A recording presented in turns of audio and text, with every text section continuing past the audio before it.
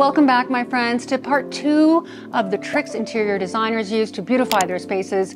What is it that we're looking for? How can you utilize some of these methods in your space today to have an impact in your home? Follow me.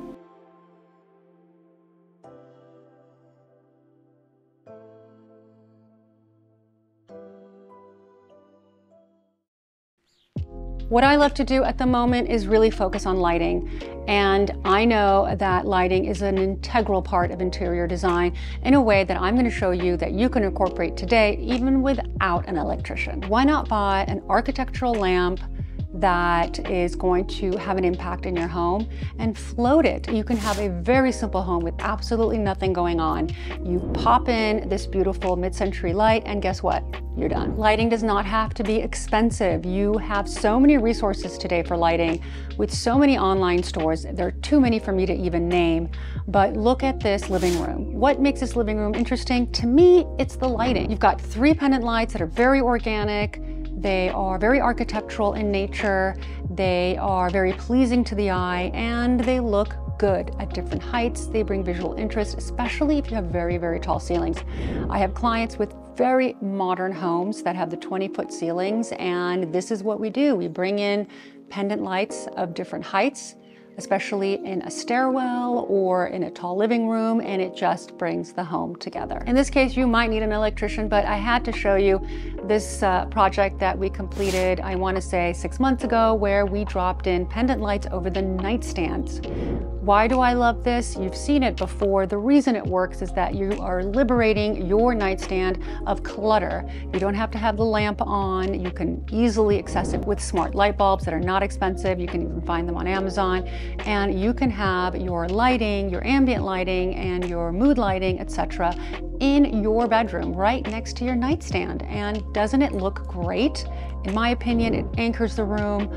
Primary bedrooms tend to look awkward, in my opinion. It's hard to make them look interesting, but this is a way to make them look interesting by bringing in great lighting and dropping them centered with your nightstand. If you have a dilemma with your designs, or you are stuck on a colorway, or you have no idea what furniture to buy, guess what? You can call me. In the description section, there's a Zoom link, and we can easily set up even a 20-minute consultation. Here's another project that we completed, and I loved this light because of the fact that it's unexpected in a kitchen. You don't expect to see a light like this in a kitchen. We will link this light below in the description section in case you're interested. But I like the way that the glow, you don't have a picture of it with the light on, but it glows beautifully in the space and it brings a lot of warmth to the room.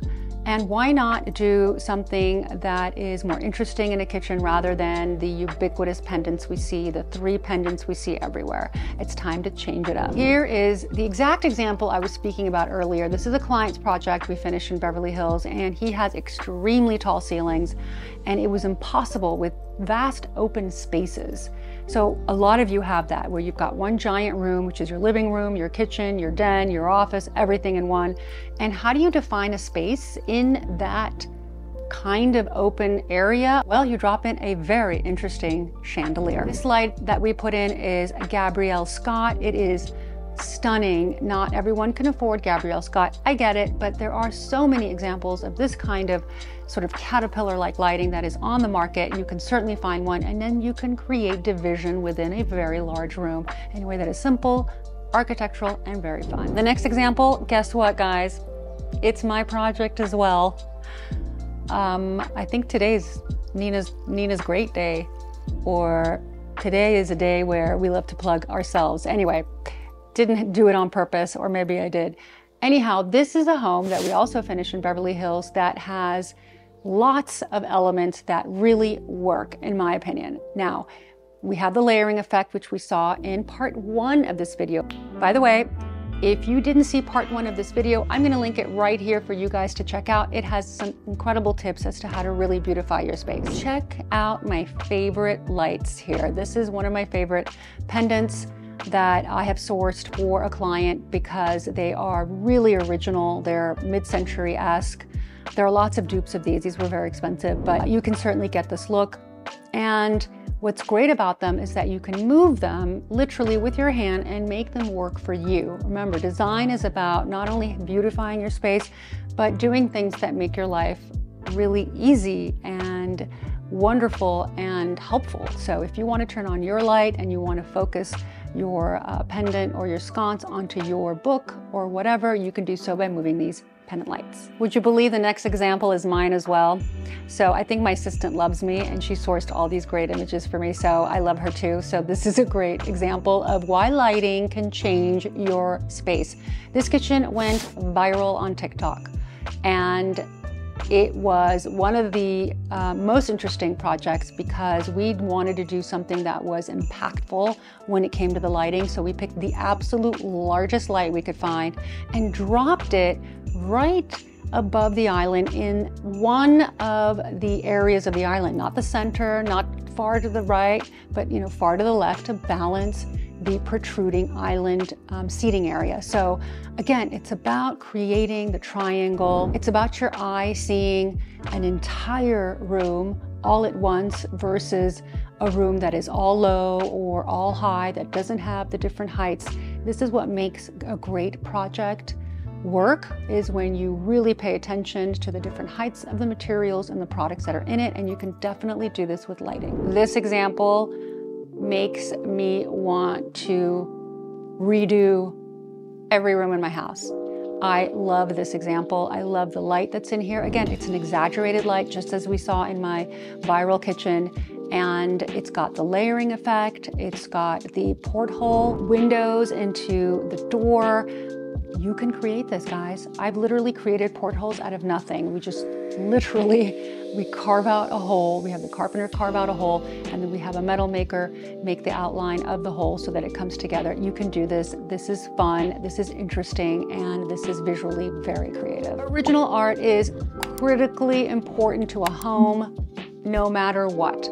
And if you have to take canvas and paint into your own hands and create it, so be it. I wouldn't care less if you did that. I think that would be a super idea. Those of you that are willing to take a risk.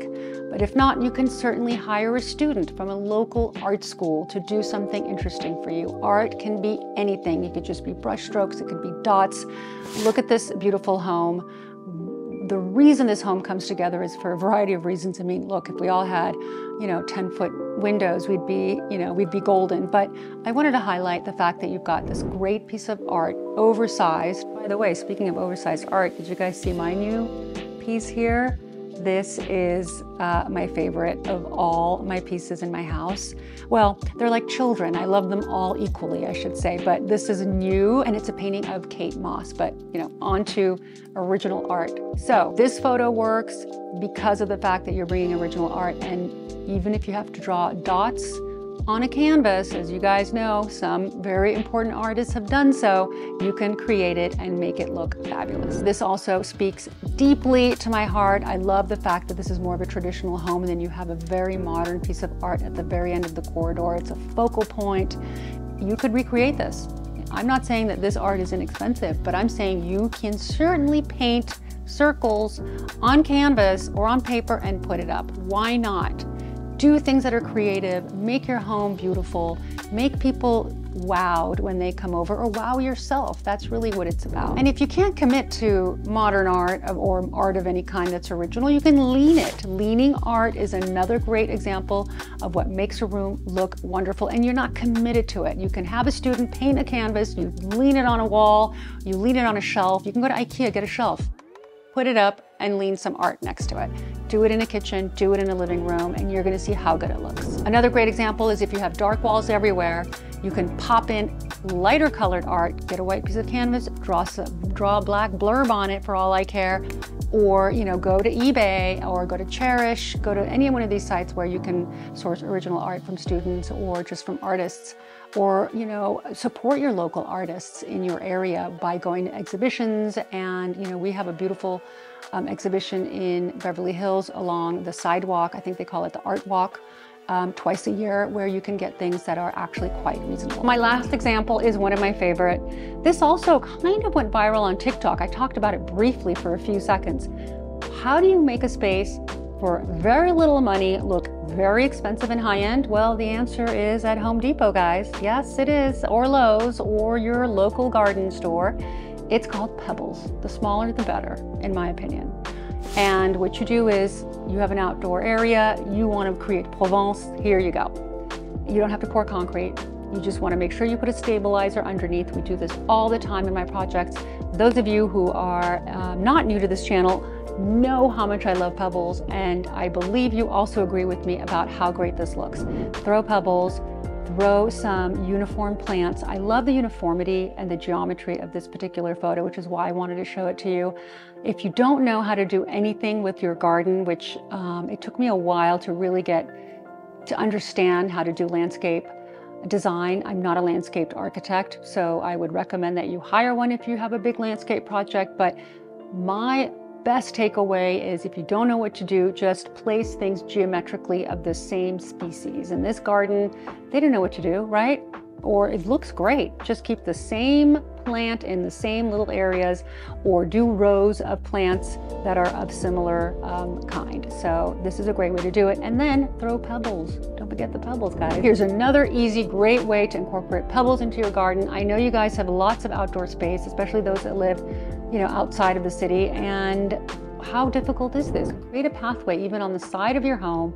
Throw pebbles, throw borders on those pebbles, what they call banding or edging, and then grow some plants on the outside of the pebbles. It's so easy. It looks so expensive. It's so great that I don't even know what to say. I've got plenty of it in my home. I incorporate it into all of my landscapes, and I think you should too. Something else you can do is you can drop in planters within the pebbles. These planters, you can buy them anywhere, pop them in, put some plants in it. Again, keep uniformity, it's the way to go. And therefore, you can also have the height that's necessary in a garden. You want to have tall trees, medium-sized hedges, small things, planters. It's your golden ticket. Thank you so much for joining me today. I hope you like part 1 and part 2 of how to beautify your home. I want to know concrete examples, if you've used them at all, of what I'm suggesting or what works for you. I love you guys, and I can't wait to see you next week on this channel, The Red Elevator.